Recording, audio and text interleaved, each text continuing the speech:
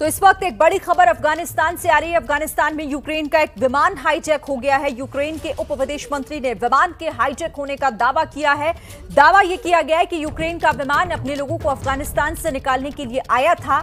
Hijack करने के बाद विमान को ईरान ले जाया गया है। यूक्रेन के उप विदेश मंत्री हैं डिप्टी फॉरेन मिनिस्टर, जिनकी तरफ से यह दावा किया गया है कि अपने लोगों को निकालने के लिए अफगानिस्तान पहुंचा था यह विमान, लेकिन उसे हाईजैक कर लिया गया और वहां से उसे ईरान ले जाया गया। आशीष कुमार सिंह हमारे साथ जुड़ गए ज्यादा जानकारी के साथ। आशीष, ये बड़ी खबर है अफगानिस्तान से, अगर इस दावे पर गौर करें, बड़ा दावा है यूक्रेन की तरफ से।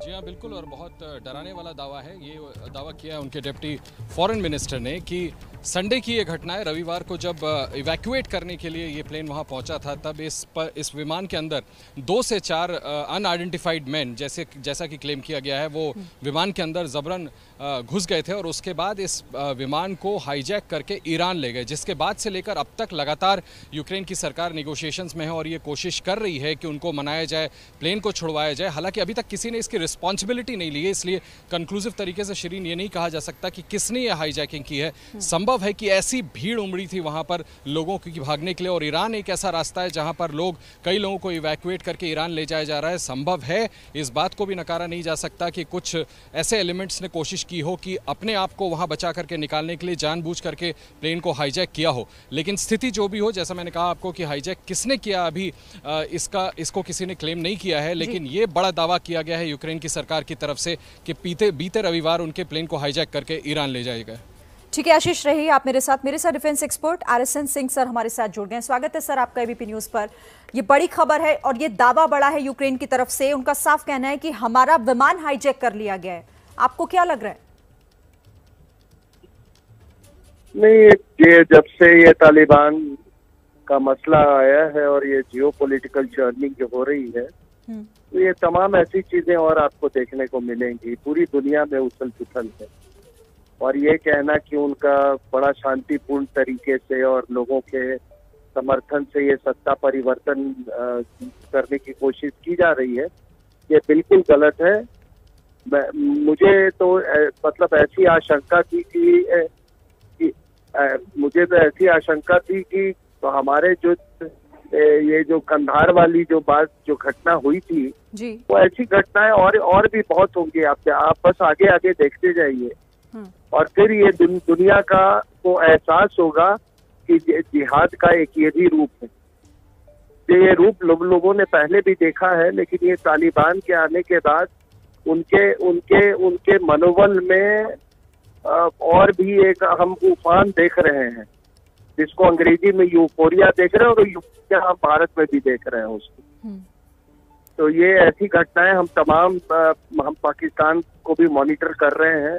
वहां से जो एक मंत्री का बयान आया है, उन्होंने ये कहा है कि तालिबान के आने के बाद हम कश्मीर का मसला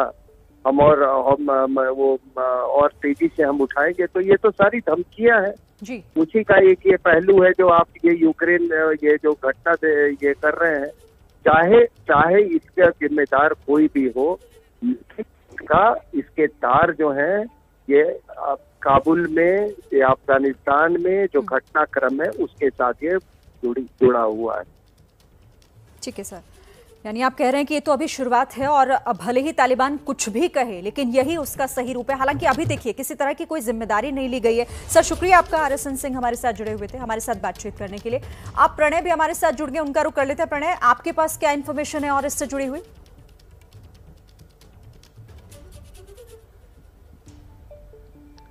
देखिए, अभी तक इस बारे में स्थिति स्पष्ट नहीं हो पाई है कि दरअसल ये विमान इसके बाद गया कहाँ है। इसकी जो लास्ट लोकेशन है वो मशाद बताई जा रही है, मशाद जो कि ईरान में है।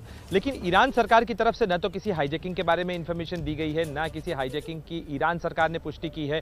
तो ऐसे में अभी ये एक स्थिति इवॉल्विंग सिचुएशन कही जा सकती है। हालांकि ये रविवार की घटना बताई जा रही है। रविवार को जब आर्म्ड लोग जो हैं या हथियारबंद लोग यूक्रेन के इस विमान के अंदर दाखिल हुए थे, इसे अपने कब्जे में लिया था। इस समय कितने नागरिक नागरिक हैं, इस बारे में भी येवगेनी यानिन की तरफ से कुछ नहीं बताया गया। हम कोशिश कर रहे हैं कि यूक्रेनियन फॉरेन मिनिस्ट्री की तरफ से अधिक जानकारी हमें मिल सके या हम इस बारे में और ज्यादा जानकारी जुटा पाएं कि आखिर इस विमान का उसके बाद क्या हुआ, क्या उसमें अब भी कुछ सिविलियन सवार हैं, कुछ नागरिक हैं उसके अंदर। ये विमान एक पोटेंशियल थ्रेट भी हो सकता है, क्योंकि सितंबर 11 जिस तरीके की घटना हुई थी उसके 20 साल पूरे हो रहे हैं, और ऐसे में अगर आर्म्ड हाईजैकर्स के पास में एक विमान है तो वो निश्चित रूप से पूरी दुनिया के लिए खतरा हो सकता है। बिल्कुल जी ठीक है प्रणय और आशीष, आप दोनों आगे जानकारी जुटाइए, लेकिन फिलहाल आपका बहुत शुक्रिया हमारे साथ जुड़ने के लिए। तो देखिए ये बड़ी खबर, और इस बड़ी खबर पर लगातार एबीपी न्यूज की नजर भी रहेगी। हम हर पल की अपडेट आप तक लगातार पहुंचाएंगे।